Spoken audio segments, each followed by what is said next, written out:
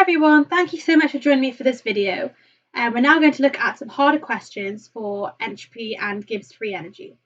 So for the reaction, calculate the enthalpy change and entropy change given all of these values. So because we're only given the enthalpy changes of formation, that means we need to set up a Hess's law kind of cycle. So for A, we have 2NaHCO3, which is a solid, and that goes to form Na2CO3 solid plus carbon dioxide gas plus H2O, which is also gas. And this is the enthalpy change that we're trying to find. And so because we're given the enthalpy changes of formations, that means that we're using the constituent elements of these compounds to form them. So we have sodiums and we also have hydrogens, we have carbons and also oxygens in order to form this and also this. So now we need to balance these equations. So we need 2 of this sodium because we've got 2 here and also 2 here. And then we only need 2 hydrogens, so that's fine. And then we need 2 of the carbons. And then for oxygen, we need 3 plus 2 plus 1, which is 6. So we need 3 oxygens.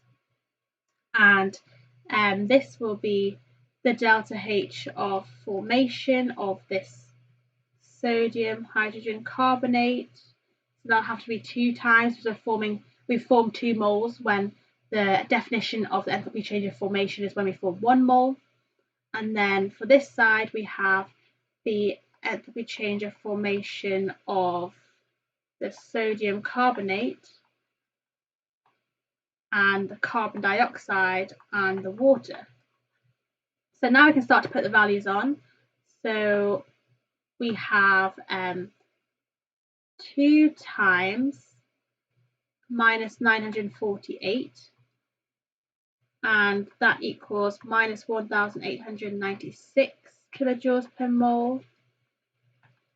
And then on this side we have minus 1131 plus minus 394 plus minus 242, and that all adds up to be minus 1761 67 kilojoules per mole. So now we can apply Hess's law to find the missing delta H.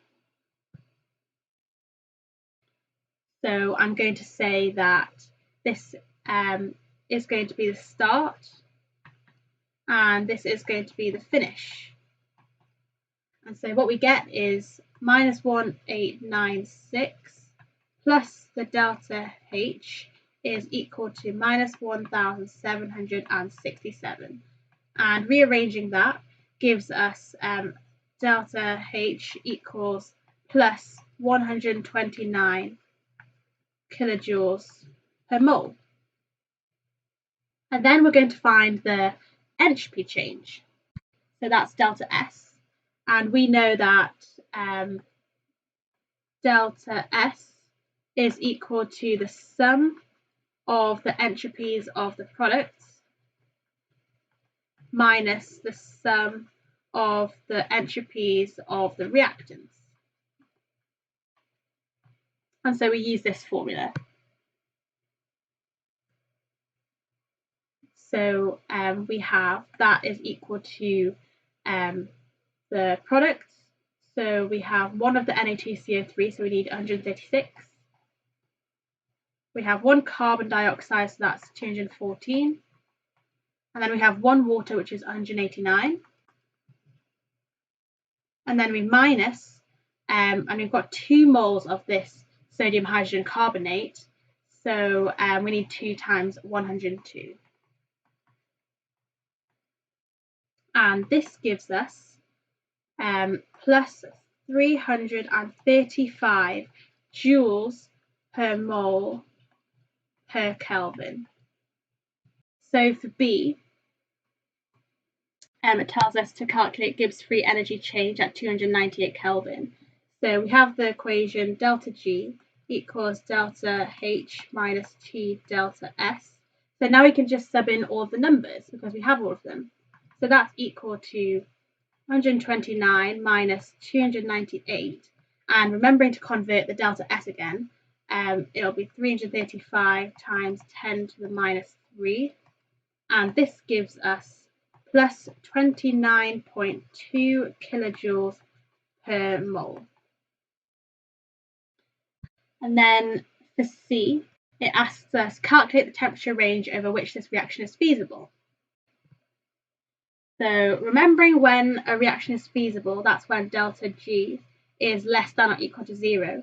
That means that if we set delta G to be equal to 0, then we can see when the tipping point is. So when the point it begins to be feasible. So if we set it to 0, and then we've got 0 equals delta H minus T delta S. So we sub in delta H and delta S again. So it would be 129, but then the T is now unknown. And then we have 335 times 10 to the minus 3. Rearranging this gives us 335 times 10 to the minus 3t equals 129. And then to get t, you'd rearrange it again, and we get t is equal to 385 Kelvin. And so the range in which this reaction is feasible will be when t is actually bigger than or equal to 385 Kelvin. And we see this because if we write out the equation again,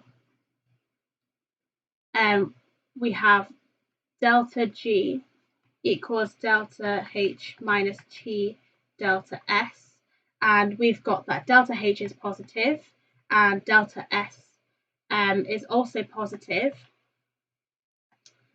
and then we've got the T. So at 385 Kelvin, delta G is equal to 0. If we increase T, then we would have a positive minus a very big positive. So then that would mean that delta G would be less than 0. However, if we decrease the temperature, if we decrease the temperature, then it would be positive minus a very small positive number. So the overall delta G will still be bigger than 0. So that means that the temperature has to be bigger than or equal to 385 Kelvin for the reaction to be feasible.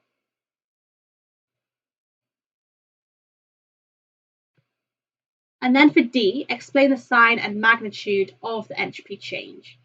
So the entropy we worked out as positive, and we can predict this from the reaction equation, because we start off with 2 moles of a solid,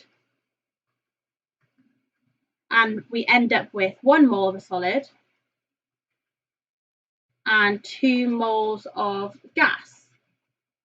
And so what that means is that because 2 moles of gas are formed, that means that the entropy has increased because the disorder has increased, because gases have a higher entropy. And so that's why the sign of the entropy change is positive.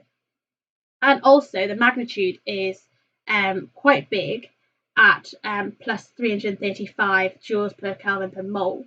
And that's because 2 moles of gas are formed from solids. So to get from the solid to the gas, the entropy has increased by a significant amount. And then for E, explain the sign of the enthalpy change. The enthalpy change is positive, and that's because it is endothermic, and that's why the enthalpy change is positive.